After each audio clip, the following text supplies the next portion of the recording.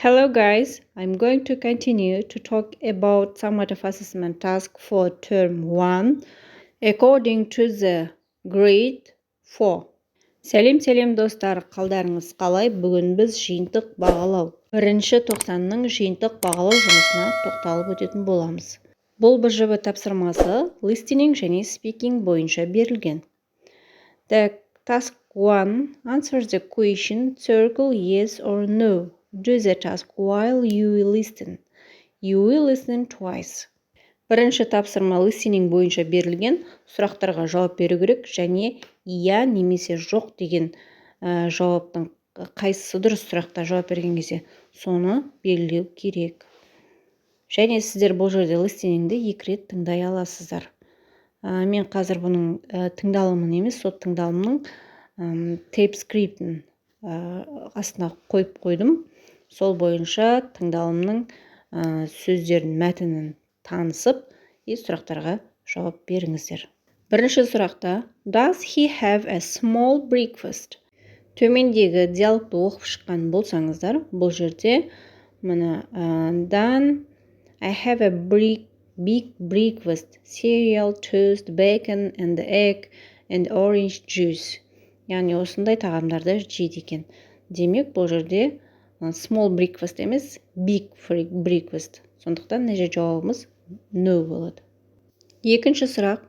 Is Dan a student? Dan student па дейді. Енді мына жерде қарасаңыздар, жаңа сөйлемнің астында. Interviewer.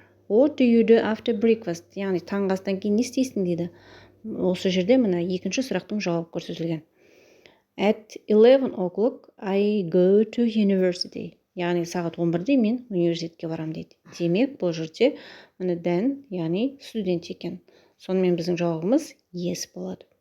Үшінші сұрақ. Does he have lunch at home? Ол түскі асты үйінде ішеді ма? Дәл жаңағы сөйлемнің астында міне көрсетілген. I have lunch at about 2 o'clock at the university. Яғни университетте тамақтанады екен түскі асты. Сонымен бізде жауабы no болады. Келесі сұрақ. Does Dan go swimming after classes? Яғни сабақтан кейін Dan жүзуге барады ма? Яғни бұл жерде мына мәтінге қарасаңыздар, sometimes I go to the gym and sometimes I meet my friends at a cafe. Яғни бұл жерде жүзуге барады деп айтылмаған. Яғни гимнастика залына барады. Кейде ол кафеге достарымен кездесуге барады дейді. Демек, бұл жерде жауабы no болады. Соңғы сұраққа назар аударсаңыздар, Does he watch TV and go on the internet before bed? Ол ұйықтағанға дейін теледидар көреді және интернет көреді ма деген сұрақ берілген екен. Енді бұның жауабын төмендегі текстке қарайық. I have dinner at 7 o'clock, then I watch TV or go online, and I usually go to bed at 10 o'clock.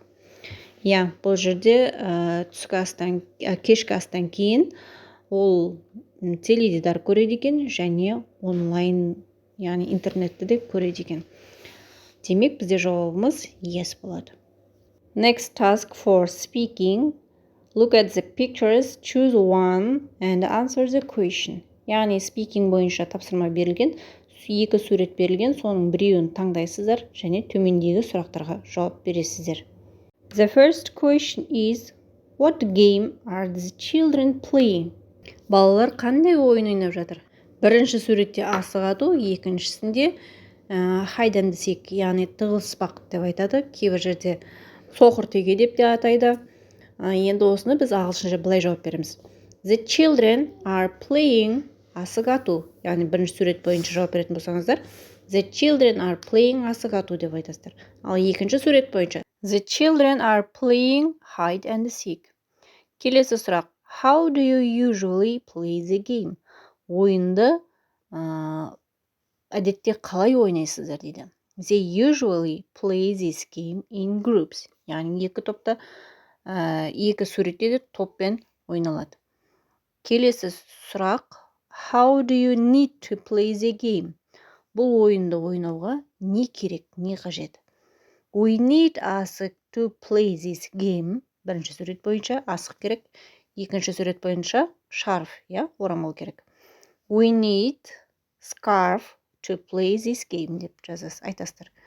Төртінші, the winner is the person who wins the most rushes. Бірінші сурет бойынша. Екінші сурет бойынша the winner is the one who finds all the hidden people. Видеоны соңына дейін көргендеріңіз үшін үлкен рахмет, алғысым шексіз. Алдағы уақытта басқа да сыныптардың БЖВ және ТЖВ түсіндірме сабақтар салынатын болады. Подписаться батырмасын басып, лайк қойып, қолдап кетіңіздер. Келесі кездескенше сау, аман болайық.